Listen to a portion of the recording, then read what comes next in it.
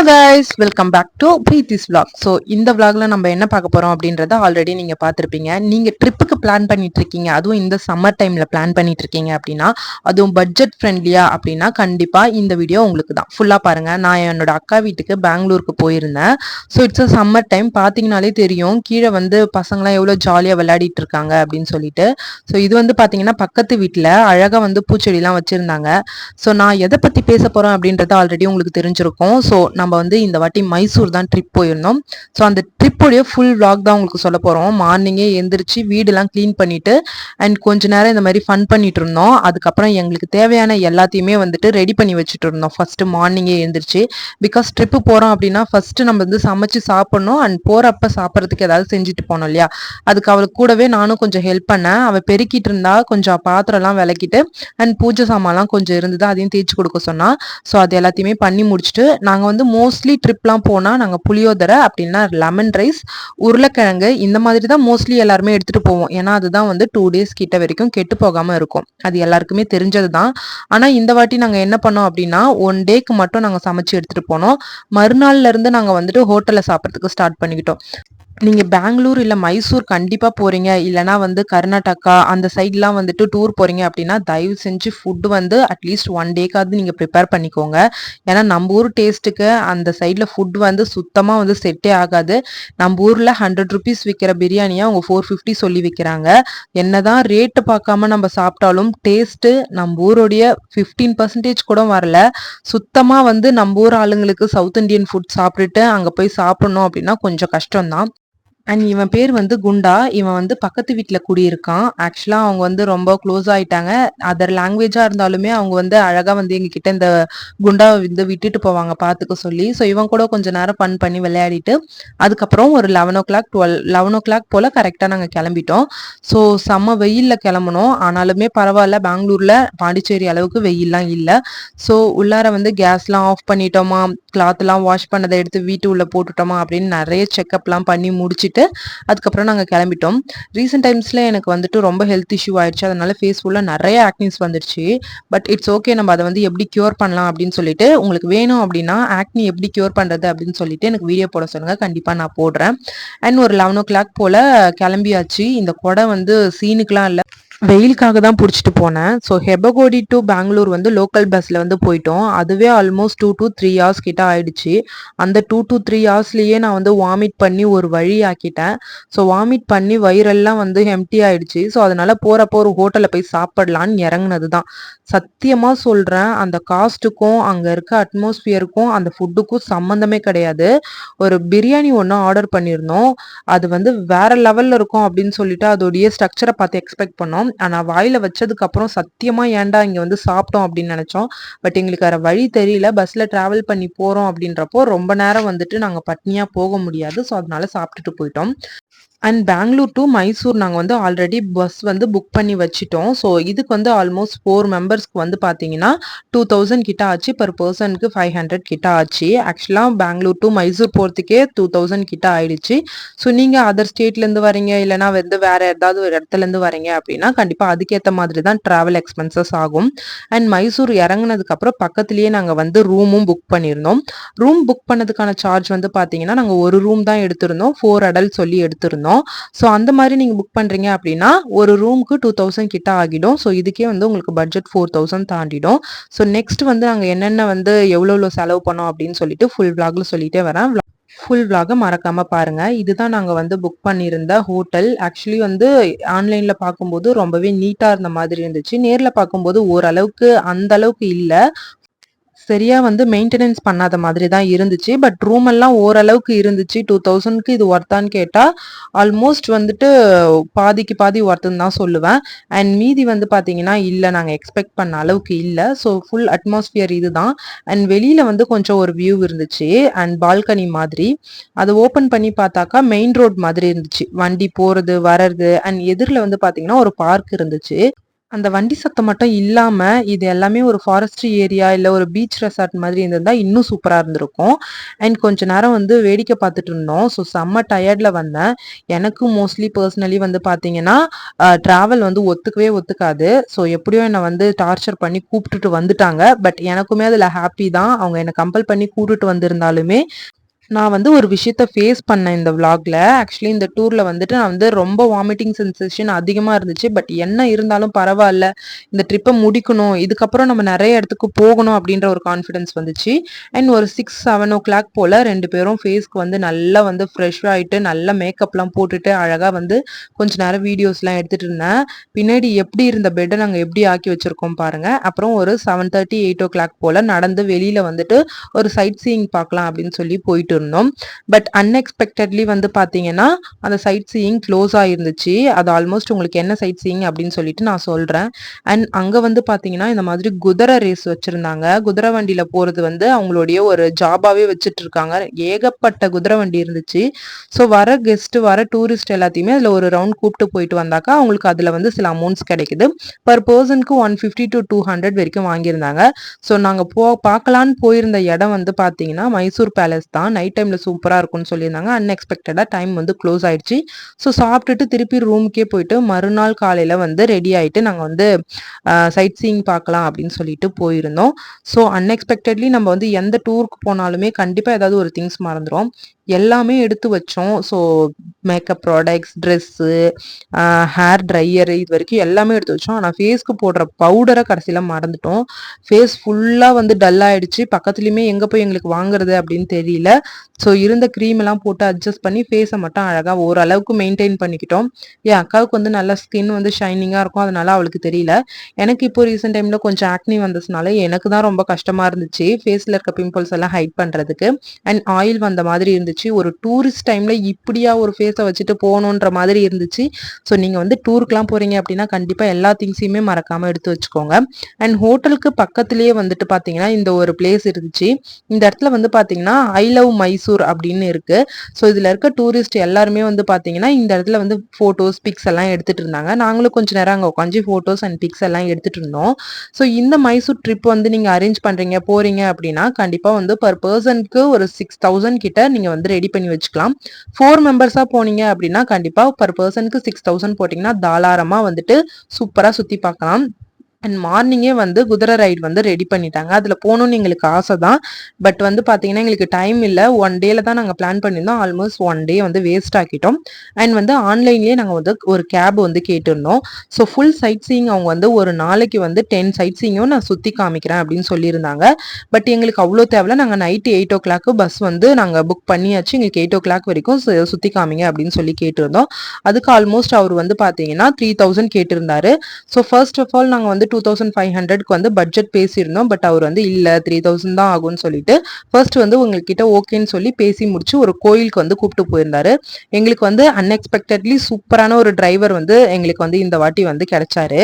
So actually அவரு எங்களுக்கு தெரியாத நிறைய விஷயத்த அவரே கைட் பண்ணி அவரே கூப்பிட்டு போயிட்டு நைட் எண்ட் பஸ் ஏத்தி விடுறது வரைக்கும் எங்களுக்கு அவரே வந்து பண்ணி கொடுத்தாரு. ஸோ கேபுக்கு மட்டும் பார்த்தீங்கன்னா 3000 ஆச்சு. ஹோட்டலுக்கு வந்து 2000 ஆச்சு. அண்ட் பஸ்ஸுக்கு வந்து பார்த்தீங்கன்னா, பெங்களூர் டூ மைசூர் வர்றதுக்கு ஒரு 2000 ஆச்சு. ஆல்மோஸ்ட் இப்பவே வந்துட்டு 7000 கிட்ட வந்துருச்சு. நான் இப்ப சொன்னது எல்லாமே 4 பெர்சன்ஸ்க்கு தான். ஸோ கோயிலுக்கு போற வழியில வந்து பார்த்தீங்கன்னா, நாங்க வந்து அப்படியே அங்க போயிட்டு சாப்பிட்டு போயிடலாம் அப்படின்னு சொல்லிட்டு வந்தோம். என்னோட ரியாக்ஷன் பார்த்தாலே தெரியும். அங்க டீ எப்படி இருக்கு அண்ட் ஃபுட் எப்படி இருக்கு அப்படின்னு சொல்லிட்டு 2 டேஸா கொலை பட்னி தான். வீட்டுக்கு வந்து சாப்பிட்டதுக்கு அப்புறம் தான் சாப்பிட்ட மாரியே இருந்துச்சு. அண்ட் கோயிலுக்கு போலாம் அப்படின்னு சொல்லிட்டு கிளம்பிட்டோம். சாப்பிட்டு முடிச்சுட்டு ஆக்சுவலா சாப்பிட்டுட்டு கோயில் போயிட்டு வந்துட்டு சாப்பிடலாம் தான் முடிவு பண்ணியிருந்தோம். பட் பசி ரொம்ப தாங்க முடியல அப்படின்றதுனால கோயில் போயிட்டோம். கோயில் வியூ வந்து சூப்பரா இருந்துச்சு. இந்த கோயிலோட நேம் வந்து பாத்தீங்கன்னா சாமுண்டீஸ்வரி டெம்பிள் அப்படின்னு சொல்லுவாங்க. இது வந்து மைசூர்ல ரொம்ப ஃபேமஸான கோயில். அண்ட் இந்த கோயிலுக்கு கீழ நம்ம ஊர் பூசாரிங்க மாதிரி அங்க 2 பேர் கையில பூ, பழம், அப்புறம் வந்து பாத்தீங்கன்னா தீபாரத்தனை ஏத்தி வச்சுட்டு ஒரு கயிறு மாதிரி வச்சிருந்தாங்க. அத நம்ம ஊர்ல கயிறு கட்டுவோம் இல்லையா, மந்திரிச்சு அந்த மாதிரி. அது எதுக்காக குடுக்குறாங்க அப்படின்னு தெரியல. நான் கேட்டதுக்கு அது வந்து ஒரு கயிறு வந்து பாத்தீங்கன்னா 100 ரூபீஸ் சொல்லியிருந்தாங்க. ஸோ அது வந்து சாமிக்கு வந்து படைச்சது அப்படின்னு சொல்லியிருந்தாங்க. எனக்கு அதை பத்தி சரியா தெரியல. அண்ட் அதை முடிச்சுட்டு பாத்தீங்கன்னா, இங்க ஒரு இடத்துல பைனாகுலர் வியூ அப்படின்னு சொல்லிட்டு ஒன்று வச்சிருந்தாங்க. ஸோ அது என்னன்னு பார்த்தீங்கன்னா, அட பாவீங்களா, இதுலயுமா சம்பாதிப்பீங்க அப்படின்ற மாதிரி இருந்துச்சு. இது வந்து பார்த்தீங்கன்னா இந்த மாதிரி குட்டி குட்டி குட்டியா இருக்கிறத நம்மளுக்கு வந்து கொஞ்சம் ஜூம் பண்ணி காமிச்ச மாதிரி இருந்துச்சு, அவ்வளோதான். இதுக்கு போய் 20 ருபீஸா அப்படின்ற மாதிரி தான் இருந்துச்சு. அண்ட் அங்க நின்று நிறைய பேர் போட்டோஸ் எடுத்துக்கிட்டாங்க. அண்ட் ஒரு செக்யூரிட்டி கார்டும் அங்க போட்டிருந்தாங்க. அவர் வந்து ஒரு டோர் மாதிரி இருந்துச்சு, அதை ஓப்பன் பண்ணி விட்டா தான் பர் பர்சன் உள்ள வர முடியும். அண்ட் இன்ட்ரெஸ்ட் இல்லாதவங்க அண்ட் பட்ஜெட் இல்லாதவங்க எல்லாருமே வெளியில தான் நிக்கிற மாதிரி இருக்கும். பட் 20 ருபீஸ் வாங்கிட்டு உள்ள விடுற அளவுக்கு இதுல ஒன்றும் பெருசா இல்லை. இதை கொஞ்சம் ஃப்ரீயாவே விட்டுருந்தா இன்னும் நல்லா இருக்கும் அப்படின்னு நினைச்சிருந்தேன். அண்ட் வந்து பாத்தீங்கன்னா பைனாகுலர்ல வச்சு பார்த்தபோது வியூஸ் கொஞ்சம் பெருசா தெரிஞ்சிச்சு. அது மட்டும் தான் டிஃப்ரெண்டா இருந்துச்சு. ஸோ அது முடிச்சுட்டு நாங்க வந்துட்டு ஒரு வேக்ஸ் மியூசியம் அப்புறம் ஹாரர் ஹவுஸ் அப்படின்னு சொல்லிட்டு ஒரு இடம் போட்டிருந்தாங்க. ஸோ இதுக்கு வந்து per பர்சனுக்கு 60 ருபீஸ் அப்படின்னு சொல்லி போட்டிருந்தாங்க. அண்ட் ஹாரர் ஹவுஸ் வந்து பார்த்தீங்கன்னா நான் ரொம்ப எக்ஸ்பெக்ட் பண்ணேன். நான் சென்னையில் இருக்கும்போது ஒரு டைம் போயிருக்கேன் ஹாரர் ஹவுஸ். அது அவ்வளோ த்ரில்லிங்காக இருந்துச்சு. பட் இந்த இடத்துல வந்து பார்த்தீங்கன்னா அடல்ட்ஸ் கண்டிப்பாக பயப்படுறதுக்கு வாய்ப்பே கிடையாது. மேபி நீங்கள் சில்ட்ரன்ஸ் வந்து கூப்பிட்டு போகலாம். அவங்களுக்கு வந்து இது ஓரளவுக்கு அவங்களே பயப்படுவாங்களான்னு தெரியல, அந்த அளவுக்கு சப்புன்னு தான் இருந்துச்சு. நான் ரொம்பவே எக்ஸ்பெக்ட் பண்ணிட்டு போனேன். ஆனால் இந்த இடத்துக்கே எங்கள் அக்கா அப்படி பயந்து தள்ளிட்டா.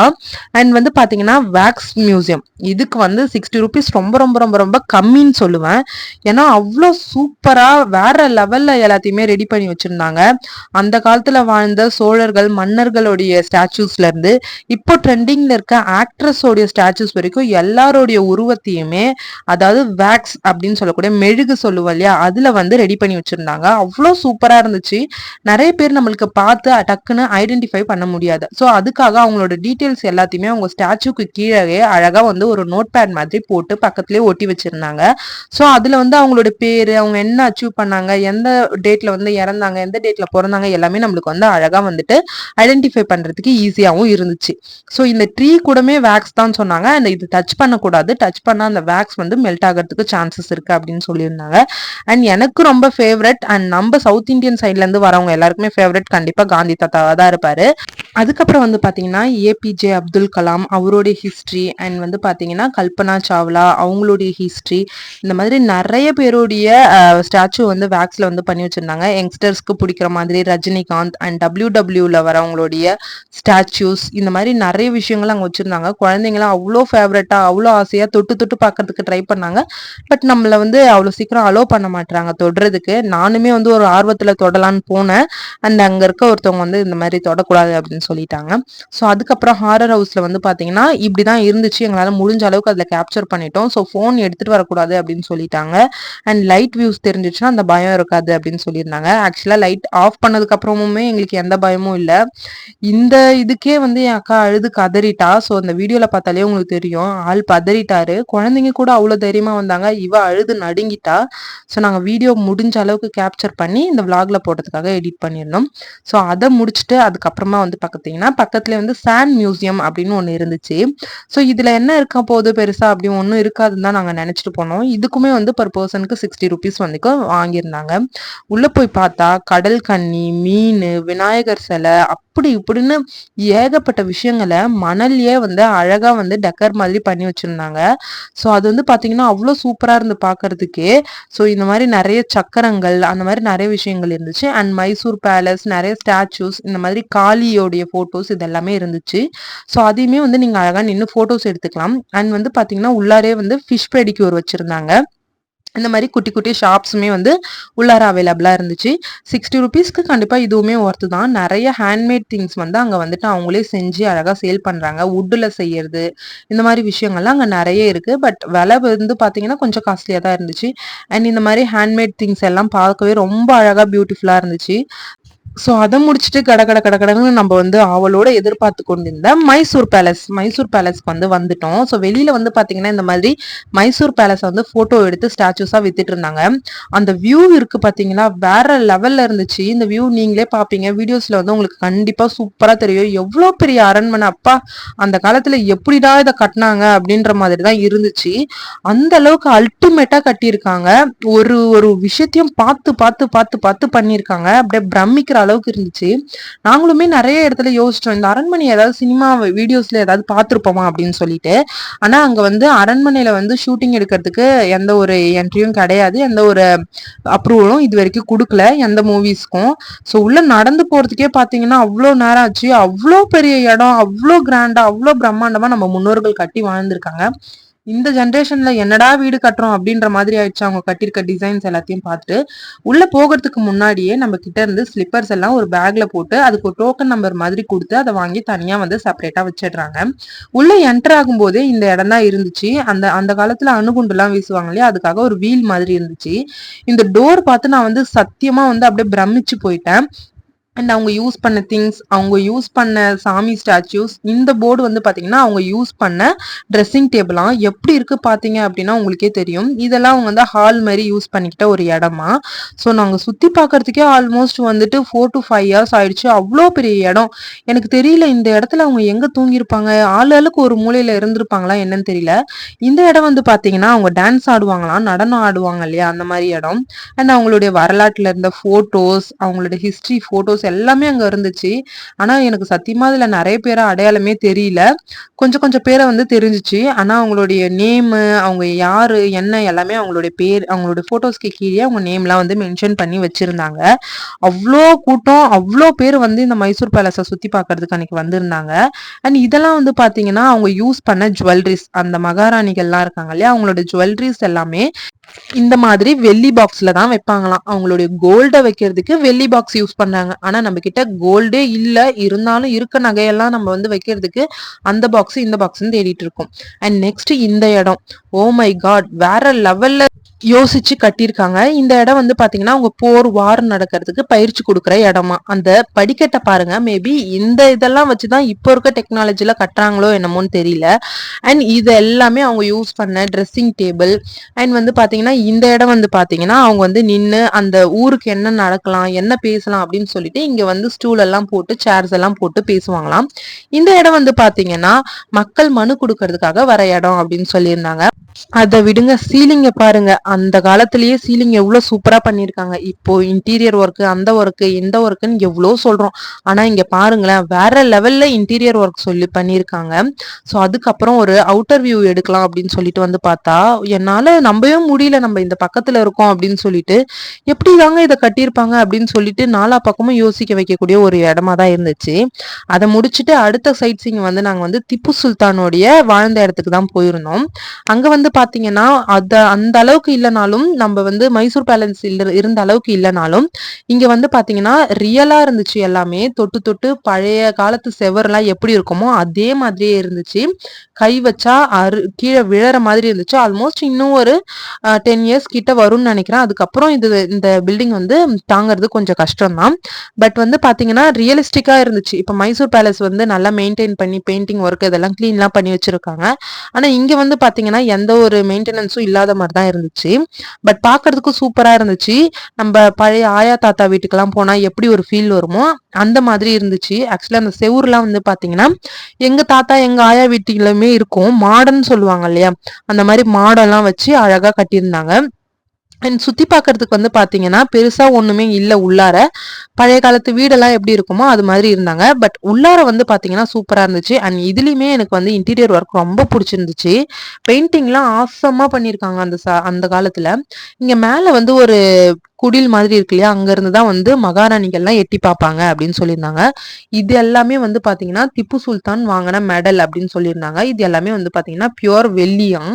ஸோ அப்பவே அவங்க வந்து பியோர் வெள்ளியில வந்து மெடல்லாம் வாங்கியிருக்காங்க. அதுல வந்து பாத்தீங்கன்னா சிங்கம் போட்டது, சிங்கம் இந்த மாதிரி வேகத்தை குறிக்கக்கூடிய விலங்குகள் போட்ட மெடல் தான் இருந்துச்சு. ஏன் அப்படின்னு கேட்டதுக்கு அவருடைய வேகமும் அப்படிதான் இருக்கும் அப்படின்னு சொல்லிட்டு இருந்தாங்க. அதுக்கப்புறம் வந்து பாத்தீங்கன்னா இந்த டேமுக்கு தான் கூப்பிட்டு வந்திருந்தாங்க. இந்த டேம் அண்ட் வந்து ஒரு பார்க் ரெண்டும் சேர்ந்த மாதிரி ஒரு இடத்துக்கு கூப்பிட்டு வந்திருந்தாங்க. இதோட சேர்த்து நாங்க 1 டேல 6 சைட் சீயிங்ஸ் வந்து கவர் பண்ணிருந்தோம். ஸோ இதுக்கு பட்ஜெட் எவ்வளவு ஆயிருக்கும் அப்படின்னு நினைச்சீங்க அப்படின்னா ஆல்மோஸ்ட் 4 மெம்பர்ஸ்க்கு சேர்த்து 10,000 rupees வரைக்குமே நாங்க வந்து ஓனா நாங்களே போனது. இது மட்டும் இல்லாம பஸ் எக்ஸ்பென்சிவ் தனியா சேர்த்து பாத்தீங்கன்னா பாண்டிச்சேரி டு பெங்களூர், பெங்களூர் டு மைசூர் போறதுக்கு 10K ஆயிடுச்சு. ஸோ டாடா.